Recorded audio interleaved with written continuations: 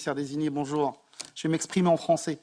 Vous nous avez dit tout à l'heure ne pas vouloir vous inscrire dans le modèle chinois de partenariat qui débouche sur des violations de droits fondamentaux.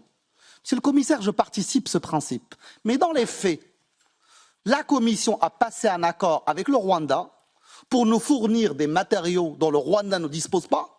Et du coup, l'armée rwandaise va en RDC chercher ces matériaux-là, ces matières premières. Le prix de ça, monsieur le commissaire, c'est des violations du droit humain. Le prix de ça, c'est des crimes de guerre commis par l'armée rwandaise. Le prix de ça, c'est des enfants soldats qui sont utilisés.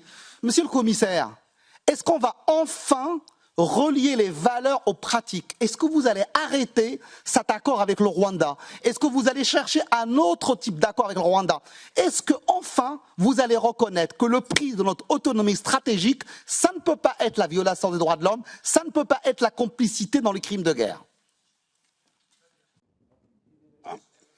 Honourable member, thank you for your question. However, the pieces of information I have available are basically saying something different. Rwanda is one of our most prominent partners in Africa. We are developing here a lot of successful projects. If there is a case of the violation of human rights or other things, I will have a look on it and I will respond back to you. But basically, this is my level of information is not as dramatic as you told me now. So I'm not able to react immediately because basically when it comes to projects in Rwanda, I think this is one of the good cooperations we have in Africa.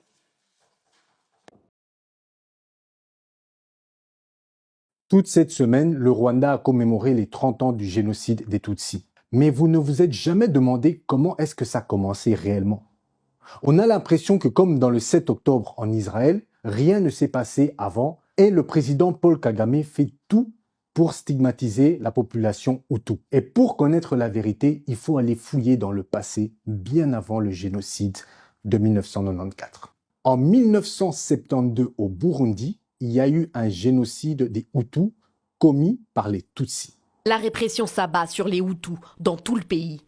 Les élites sont visées, cadres, enseignants, mais aussi collégiens.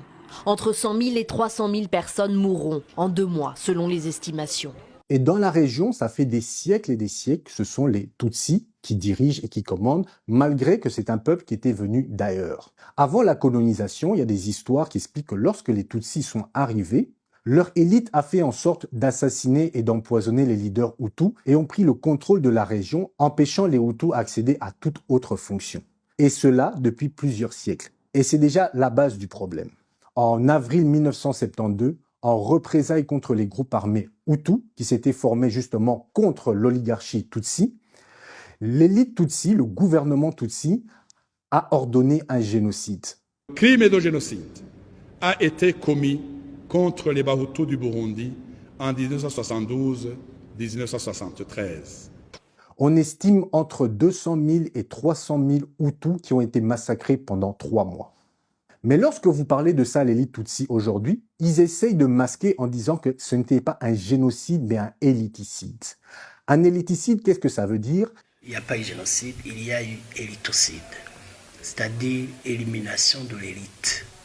S'il y avait eu génocide, je pense que ces orphelins de 72 n'auraient pas survécu. C'est l'élimination de l'élite d'un peuple. Mais comme les Tutsis étaient minoritaires au Burundi, c'était très difficile de commettre directement un génocide. Alors ils l'ont fait par étapes en commençant par un éliticide. Ils sont allés massacrer les jeunes dans les universités et tous les hauts fonctionnaires. Et lorsque vous éliminez l'élite d'un peuple, donc les universitaires, les hauts fonctionnaires, vous les empêchez d'accéder à des hauts postes, ce qui permet à l'ethnie dominante de continuer à écraser les autres. Donc retenez bien ça, 1972, le 29 avril, et vous ne verrez aucun dirigeant européen aller ou américain aller pour des commémorations de ce génocide. Pourquoi? Posez-vous les bonnes questions. Ils sont tous au Rwanda pour le génocide des Tutsis, mais ils en ont rien à foutre du génocide des Hutus qui a été commis 20 ans avant. posez-vous la question. Pourquoi le monde entier est à Kigali en train de parler du génocide des Tutsis et ils font comme si le génocide des Hutus n'a jamais existé? C'est un peu comme cette histoire du 7 octobre en Palestine. Les Israéliens font comme si tout a commencé le 7 octobre. Et lorsqu'on vous explique la Nakba pendant toutes ces années, comment ils sont venus prendre les terres aux Palestiniens après la guerre mondiale, les massacres qu'il y a eu, les déplacés, les maisons qui ont été volées et que les Palestiniens se retrouvent enclavés comme en apartheid, vous comprenez qu'ils ne veulent pas qu'on s'intéresse au passé. Et c'est exactement ce que le président Paul Kagame veut. Il ne veut pas entendre parler du 29 avril 1972, le génocide des Hutus commis par les Tutsis. Mais soyons clairs, je ne dis pas que le génocide de 1994 des Tutsis n'était pas grave, c'est quelque chose de très grave, mais il faut voir toute l'histoire en entier et ne pas stigmatiser la population Hutu comme Paul Kagame le fait. Car maintenant, aux yeux du monde, les Hutus ont même peur de dire qu'ils sont Hutus, car ils sont vus aux yeux du monde comme des génocidaires, et c'est l'image dans le monde que Paul Kagame veut donner des Hutus. C'est pour ça qu'il a changé le nom de génocide rwandais en génocide Tutsi. Et cette histoire que je viens de vous raconter, aucun Tutsi ne va oser vous le dire. Car si un Tutsi ose parler, parce qu'il y a des Tutsis qui sont contre ça, il ne faut pas croire, comme il y a des Israéliens et des Juifs qui sont contre ce que Netanyahou est en train de faire, Paul Kagame a créé un système de dénonciation. Les Tutsis qui osent parler risquent des représailles, des empoisonnements, des enlèvements. Et les Hutus aussi n'osent pas parler parce que lorsqu'un Hutu parle, directement, il est condamné de génocidaire. Surtout ceux du Rwanda, il est très difficile de parler de ces génocides car Kagame protège les Tutsis et fait tout pour condamner les Hutus de génocide. Bien sûr, il y a des Hutus qui ont commis un génocide, ils doivent être arrêtés. Je trouve que c'est une bonne chose qu'on va dans le monde entier pour essayer d'attraper les gens qui ont commis un génocide. Ce n'est pas la question. La question est, il ne faut pas stigmatiser la population Hutu en faisant croire que le génocide n'a été commis qu'envers les Tutsis et essayer d'effacer de la mémoire le génocide Hutu de 1972. J'aimerais que vous partagiez massivement cette vidéo, surtout la communauté congolaise qui ne sont pas au courant de ces faits.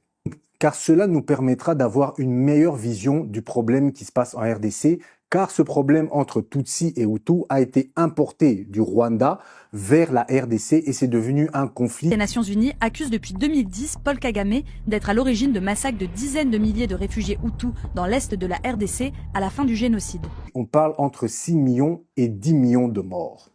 Lorsque vous entendez ce chiffre de plus de 10 millions de morts en RDC, vous vous rendez compte que quand les Tutsis su durant la CAN que les joueurs du Congo ont mis en avant le génocide qui se passait au Congo. Ce n'est pas quelque chose de nouveau, ce n'est pas un nouveau massacre qui vient de se déclarer, c'est quelque chose qui se perpétue depuis une vingtaine, une trentaine d'années. Le Congo est régulièrement attaqué par le Rwanda, soit directement dans le passé par le Rwanda ou via des groupes armés que le Rwanda finance. Mais qui finance le Rwanda ? Comment un petit pays comme le Rwanda peut affronter un géant comme la RDC sans avoir des alliés obscurs derrière eux? Lorsqu'il y a un crime, qu'est-ce que l'enquêteur se pose comme question? En premier, à qui profite le crime? Et là, ça devient très clair. Les grands fournisseurs en armement du Rwanda, les soutiens économiques, sont principalement les Américains et les Anglais. Après, on peut se poser la question, où est-ce que Kagame a-t-il été formé? Eh ben, il a été formé aux États-Unis. C'est pour ça qu'en revenant, après le génocide, lorsqu'il a pris le contrôle du pays, il a changé la langue nationale. Ils ont viré les Français, il est rentré dans le Commonwealth, et maintenant la langue officielle du Rwanda, ce n'est plus le français, mais l'anglais. Les Français ont perdu des positions, et puis vous remarquez aussi dans le Sahel, les Français sont en train de perdre position, mais les Américains essayent d'y rester. Sous prétexte qu'il ne faut pas qu'il y ait l'influence russe qui prenne le dessus.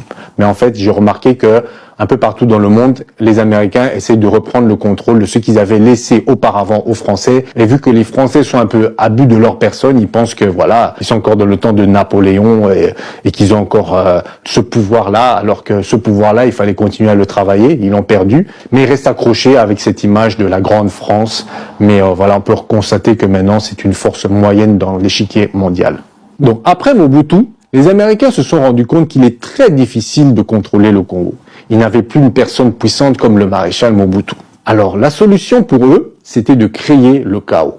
Et Kagame s'est porté volontaire pour être justement l'instigateur de ce chaos. Il est plus facile pour les Américains d'avoir plusieurs groupes divisés et de négocier avec eux que d'avoir une personne qui pourrait devenir surpuissant et à l'instar de l'Arabie Saoudite, à qui ils ont confié trop de pouvoir durant ces années et qui commence maintenant à se rebeller, quitte à ne plus vendre en dollars leur pétrole et à s'allier aux BRICS. Ils ne veulent pas qu'un géant comme le Congo ait un grand leader qui maîtrise la situation, l'ensemble du pays et de ses richesses et devient un acteur principal dans l'échiquier mondial. Et c'est comme ça que les États-Unis, avec l'Angleterre, ont commencé à financer le Rwanda qui a commencé à déstabiliser le Congo pour pouvoir extraire les minerais. Dans l'histoire du Congo, on peut noter que les Américains n'ont jamais été des alliés fiables. Vous pouvez remarquer que lorsqu'on parle de la mort de Lumumba, le nom de la CIA ressort principalement. Les Belges ont contacté la CIA pour avoir l'autorisation d'éliminer Patrice Lumumba et ils passent par le général Mobutu justement pour arriver à leur fin. Avec le temps, est-ce que les choses ont changé? Non, parce que maintenant ils passent par Kagame pour créer le désordre en RDC afin de pouvoir tirer les richesses. Alors beaucoup de gens se demandent pourquoi est-ce qu'ils ne feraient pas juste une alliance avec le Congo et comme ça prendre directement les richesses du Congo au Congo au lieu de passer par Kagame. Eh ben parce que ça coûte beaucoup moins cher. Déjà de 1, mais je pense que la principale raison, c'est qu'ils ne veulent pas que le Congo devienne un géant mondial. Ils ont fait l'erreur dans le passé avec l'Arabie Saoudite, avec les Émirats, en négociant 50-50 les bénéfices du pétrole. Je vous rappelle que les pays africains, souvent pour leurs minerais, c'était 10% pour l'État et puis 90% pour les entreprises. Certains montaient à 20, mais il y avait vraiment une escroquerie. Ce qui n'est pas arrivé avec les États d'Arabie, où eux ont dit non, 50-50. Et quand les Américains ont dit non, ce n'est pas possible, vous voyez, dans l'économie, selon nos calculs, les Saoudiens ont dit non, nous on s'en fout. Vous rentrez chez vous, vous faites le calcul et quand vous ferez un calcul auquel 50-50 c'est bénéfique pour vous, revenez et on va voir ça. Les Américains sont revenus mais avec une condition en disant ok, mais vous devez vendre votre pétrole uniquement en dollars dans le monde entier. Les Saoudiens ont dit ok, ça va, le reste du monde sera biaisé mais nous on va en profiter. Et au fil du temps, l'Arabie Saoudite a pu avoir une économie florissante grâce à ses bénéfices de 50-50 et ils sont arrivés à un niveau où ils commencent à tenir tête aux États-Unis. Ils commencent à faire des alliances avec la Russie, avec le BRICS et là ça gêne les États-Unis parce qu'ils n'ont plus de moyens de pression étant donné que l'Arabie Saoudite est en position de force. Ils ne veulent pas que ça arrive avec le Congo. Alors pour eux, il est plus intéressant de maintenir le chaos que de faire un arrangement même si tous les partis seraient gagnants-gagnants. Vaut mieux pour eux d'être les gagnants seuls et que le Congo reste dans l'instabilité. Ils savent très bien que le Rwanda ne pourra jamais atteindre le niveau de richesse du Congo. Le Congo avait le contrôle de ses frontières. C'est pour ça que pour eux, il est préférable de s'allier avec le Rwanda, car pour eux, il suffit de couper le robinet pour que le Rwanda ait des problèmes. Je vous rappelle que le Rwanda, l'économie du Rwanda est majoritairement subventionnée par les aides internationales. Beaucoup de gens pensent que le Rwanda, c'est un miracle économique, que les affaires fonctionnent, mais si vous allez bien regarder, c'est parce qu'ils reçoivent énormément de subventions des pays occidentaux. Est-ce que cela vous étonne ? Lorsque vous voyez comment les États-Unis se comportent, lorsque Israël commet des crimes, c'est les États-Unis qui mettent leur veto pour les appuyer, vous comprenez leur état d'esprit. Beaucoup de gens ne comprenaient pas lorsque je parlais de la Palestine, de ce qui se passait en Israël. Il y a des Congolais qui me disent « Mais pourquoi tu ne parles pas du Congo ?» Parce que je voulais bâtir...